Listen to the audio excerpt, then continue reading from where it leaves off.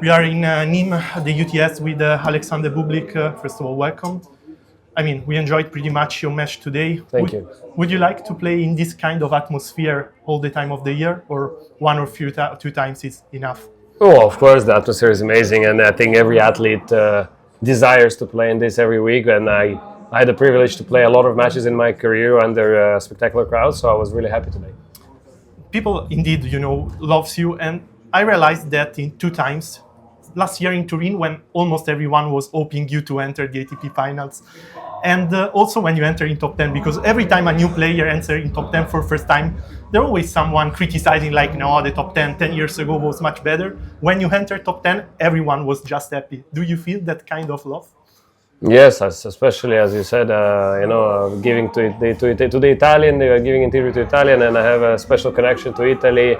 I'm living in Monaco, so I have also a good connection in France. I played well in France many times, so for me, having love, that when I entered top 10, a lot of people were happy, as you say. Yes, it's important to me. Yes. And do you have any special relationship with some of the Italian players? One story about you that, for example, Vincenzo Santopadre told me when he passed from Berrettini to Van Asch, he said that you told him how it is to go from a tennis player that always eating winners to one that has no chance to do them.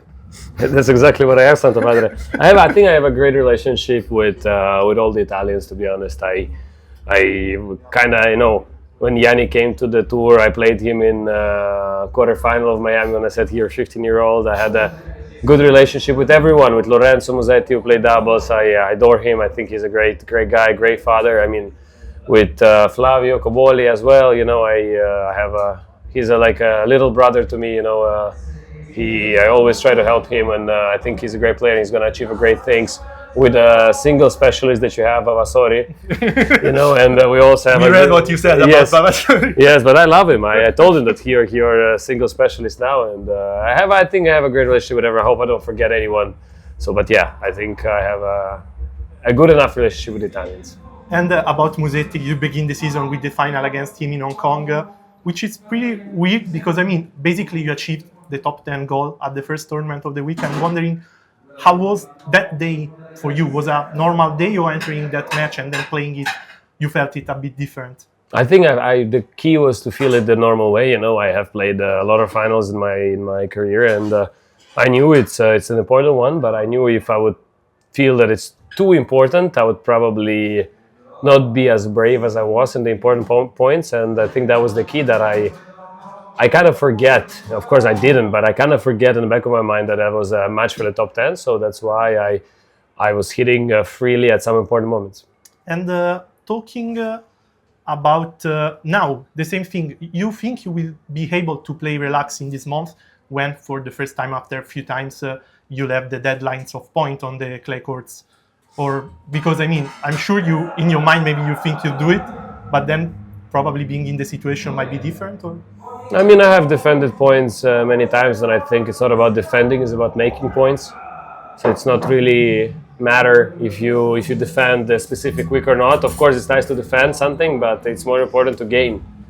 I have every tournament to gain, not to defend. And I make you a question about your personality. And do you think sometimes, like players or athletes in general that show more on the courts, they're a bit misjudged?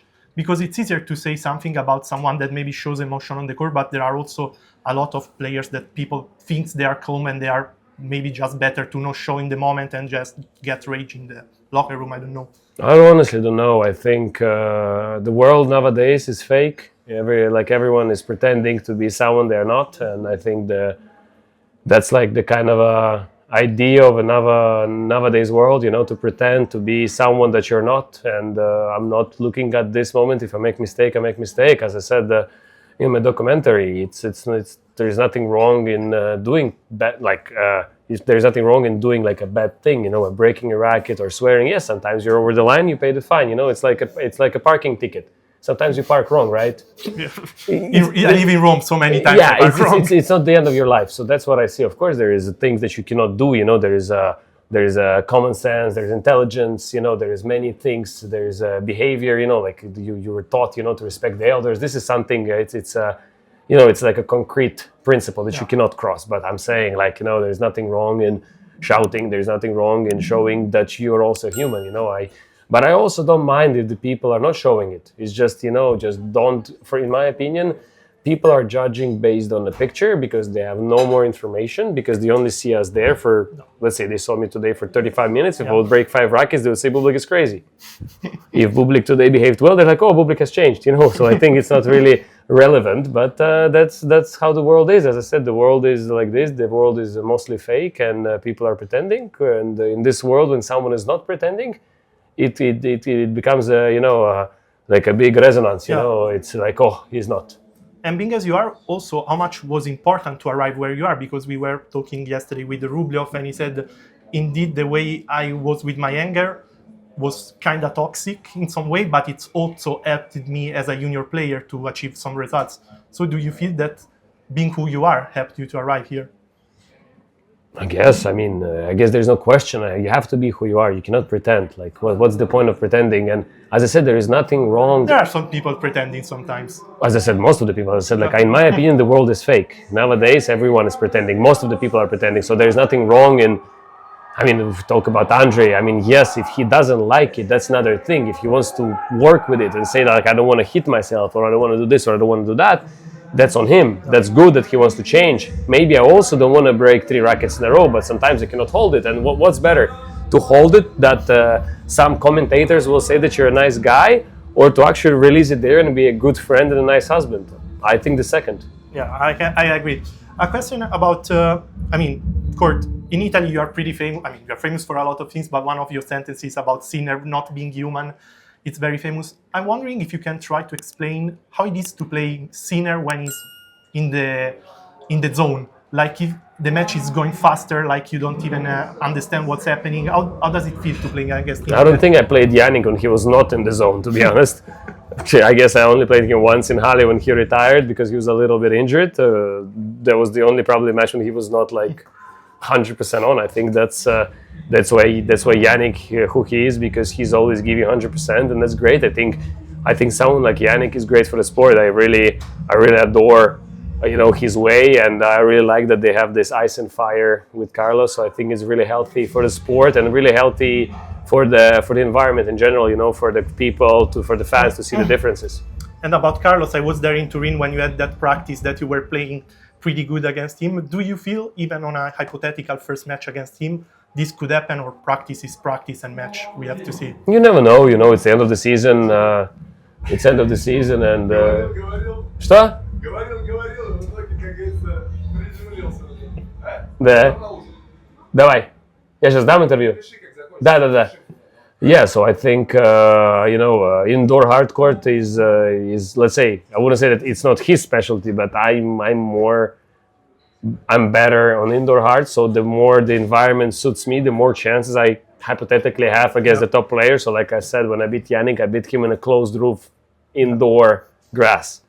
I guess that's the environment both of us haven't practiced at all in our lives, but it favors me a lot. It's not like it doesn't favor him, but it favors me, so my chances are rising. Then when I play him on a slow 1 p.m. match at Roland Garros, that's how. So hypothetically, if I'm better version of myself at the indoor hard and the court is fast, and for example, if he's not feeling well, all these ifs, but makes no sense to talk because it didn't happen, but we'll see. I think I'm going to play him one day. We're going to be having a couple of matches, hopefully, in my career.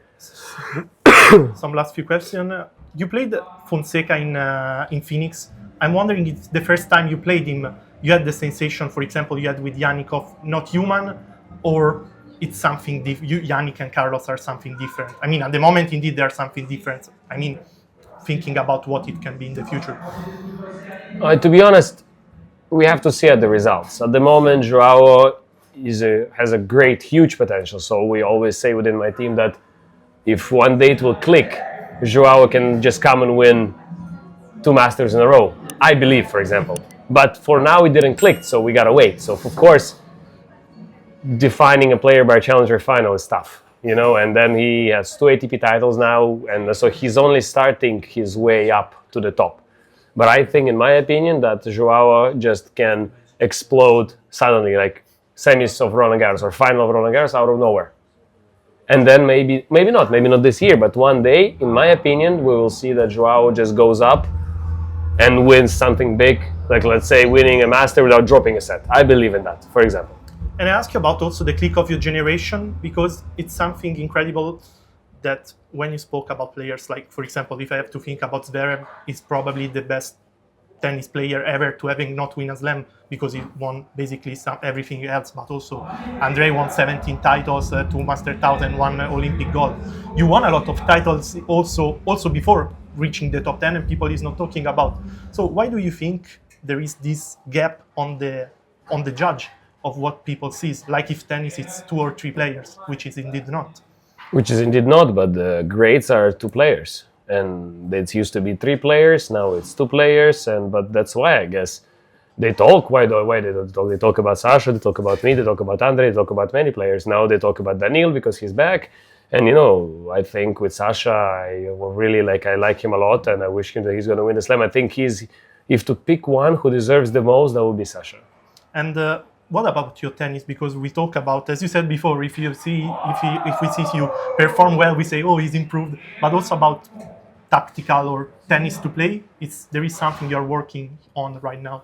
Yeah, but I wouldn't say, I guess. That's not really smart, right? I won't play against you, so I don't think I can use it. No, but I'm just saying, I think that we all try to improve daily. I think that's the goal. We try to just to practice. I mean, we try to improve everything and we test each other. Even here at UTS, we test each other. So now I can speak to my coach and say, what do you think? What did work well? What did not? So we can always, adjust. The last one, there's something still in your dreams to the end of the season, and do you consider try to replicate what you did with the Las Vegas trip last year, or it's something that happens one time?